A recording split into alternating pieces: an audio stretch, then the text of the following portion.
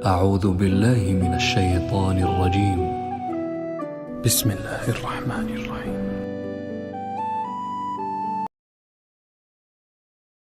اس زوجہ سے جو ہم بستری ہے وہ صرف اسی راستے میں جائز ہے جس سے اولاد ہوتی ہے، کیونکہ عورت کو اللہ نے بنایا ہے نسل بڑھانے کے لیے۔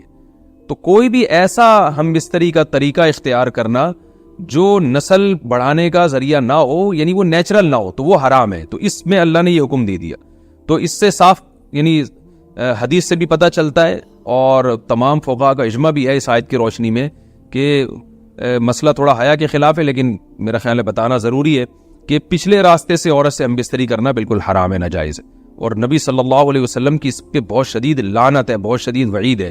تو یہ بالکل انلیگل ہے اسلام میں کہ عورت کے پچھلے راستے سے اس سے ہم بستری کی جائے۔ جو لوگ لڑکوں سے بدفعلی کے عادی ہوتے ہیں ان کو یہ ایک چسکا لگ جاتا ہے، تو یہ حرام ہے، ناجائز ہے، کیونکہ اللہ نے بتا دیا کہ یہ تمہارے لیے بمنزلہ کھیت۔ مفتی طارق مسعود کے بیانات کے لیے طارق مسعود آفیشیل کو سبسکرائب کریں۔ طارق مسعود آفیشیل۔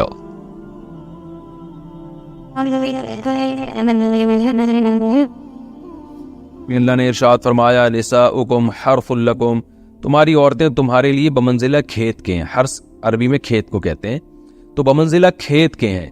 جیسے بیج ڈالا جاتا ہے کھیت میں اور اس سے پیداوار بڑھتی ہے، تو عورت کی جو ایک حیثیت ہے، نیچر نے جو اس کی ایک حیثیت متعین کی ہے، وہ بھی ایک نسل بڑھانے کا ذریعہ ہے، جس میں مرد کا جو اسپم ہے وہ بطور بیج کے ہے، اور جو اولاد ہے وہ ایک پیداوار کی طرح ہے۔ تو اللہ نے یہ یاد رکھیں، اس آیت کو نا بہت سارے غیر مسلموں نے عورت کے خلاف بہت نیگیٹیوٹی پھیلائی ہے کہ دیکھو اسلام عورت کی توہین کرتا ہے، اس کو کھیتی سے تعبیر کرتا ہے۔ تو کچھ لفظ کسی اور زبان میں جب وہ جاتے ہیں نا تو وہ توہین کا معنی دیتے ہیں۔ عربی میں جو حرث کا معنی ہے یہ تعظیم کے لیے ہے، توہین کے لیے نہیں ہے۔ اردو میں جو کھیتی کا معنی ہے وہ توہین کے لیے استعمال ہوتا ہے۔ کھیتی یعنی جو پاؤں میں روندی ڈالنے والی، اور زمین جو ہے نا پاؤں میں گویا روندی، اس کو روندا جا رہا ہے۔ تو اس لیے اس کا اردو میں بالکل اسی طرح جو لوگ ترجمہ کر دیتے ہیں کہ عورتیں تمہاری کھیتیاں ہیں، تو یہ ترجمہ میرا خیال ہے اس لیے درست نہیں ہے کہ اردو میں اس کا مفہوم ہی چینج ہو جاتا ہے۔ یعنی گویا ایک عزت کے لیے جو لفظ اللہ نے استعمال کیا وہ ذلت کا ذریعہ بن جاتا ہے۔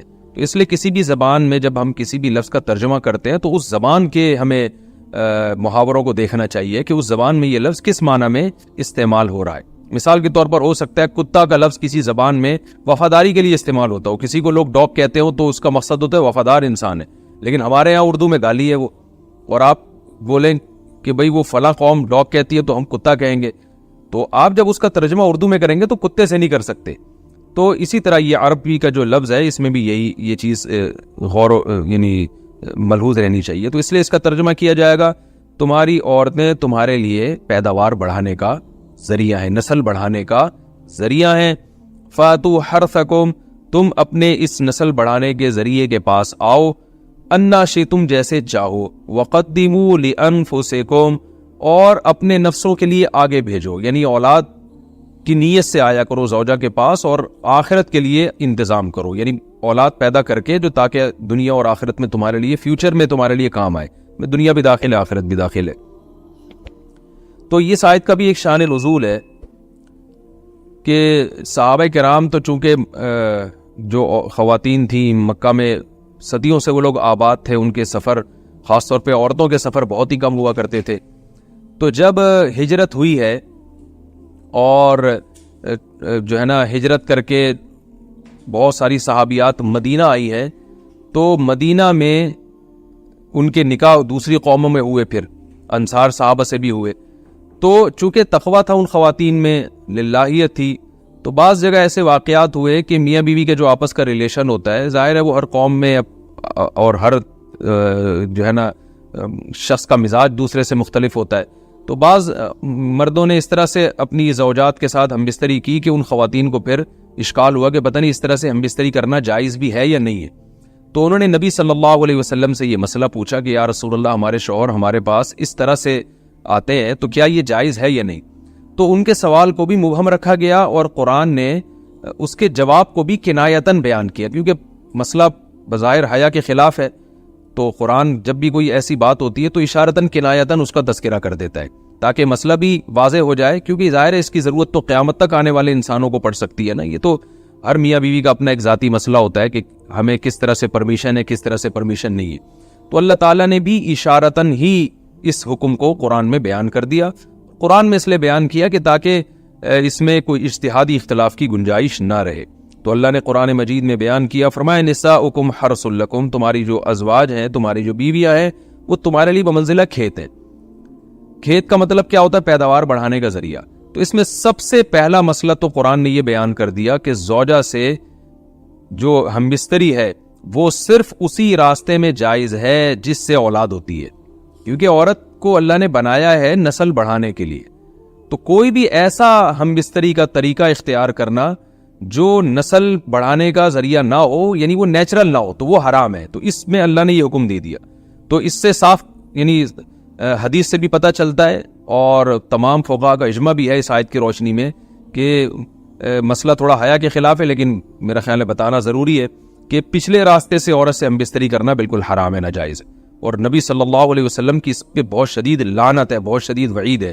تو یہ بالکل انلیگل ہے اسلام میں کہ عورت کے پچھلے راستے سے اس سے ہم بستری کی جائے. جو لوگ لڑکوں سے بدفعلی کے عادی ہوتے ہیں ان کو یہ ایک چسکا لگ جاتا ہے، تو یہ حرام ہے، ناجائز ہے، کیونکہ اللہ نے بتا دیا کہ یہ تمہارے لیے بمنزلہ کھیت کے ہیں. تو اس میں قرآن نے وہ جو سوال تھا نا اس کی طرف اشارتاً جواب دے دیا. اور آگے فرمایا فاتو حرثکم، تم اپنے کھیت کے پاس آؤ، یعنی پیداوار بڑھانے کا جو ذریعہ ہے اس جگہ کی طرف آؤ، انا شئتم، جیسے چاہو. یعنی باقی جس طرح سے تم چاہو زوجہ سے ہم بستری کر سکتے ہو، اس میں کوئی خاص طریقہ متعین نہیں ہے. میاں بیوی کا ایک دوسرے سے کوئی پردہ نہیں ہے. ہن لباس لکم وانتم لباس لہن، یہ دونوں ایک دوسرے کے لیے لباس ہیں. تو اس میں طریقہ کار کوئی بھی ہو سکتا ہے، کسی بھی طرح سے کرنا چاہو ایک دوسرے سے لطف اندوز ہو سکتے ہو. لیکن فاتو حرثکم، آنا موضع حرث میں ہے. حرث کا مطلب وہ اس جگہ کی طرف آنا ہے جہاں سے نسل بڑھتی ہے، کسی اور راستے کی طرف. اس سے صاف طور پر جو ہے نا وہ جو فاسق فاجر لوگوں کی جو برائی ہے جو لڑکوں سے بدفعلی کے نتیجے میں پیدا ہوتی ہے، اس کا اللہ نے قلعہ کر دیا کہ اس کی اسلام میں بالکل اجازت نہیں ہے. باقی طریقہ کار کیا ہوگا یہ تمہارے اوپر، اس کی اللہ نے تمہیں اجازت دی ہے. وقدموا لانفسکم، اور چونکہ بار بار حرث کا تذکرہ ہو رہا ہے کہ نسل بڑھانے کا، اس لیے اللہ نے فرمایا کہ قدموا لانفسکم، اپنی ذات کے لیے فیوچر میں انتظام کرو. قدموا کا مطلب آگے بھیجو اپنی ذات کے لیے سرمایہ. کیا مطلب؟ کہ جب زوجہ سے ہم بستری کرو تو نیت اولاد کی ہونی چاہیے، تاکہ وہ اولاد دنیا میں بھی اور آخرت میں بھی تمہارے لیے ذخیرہ بن جائے. تو یہ نسل بڑھانے کی بہت زبردست ترغیب ہے اس آیت میں.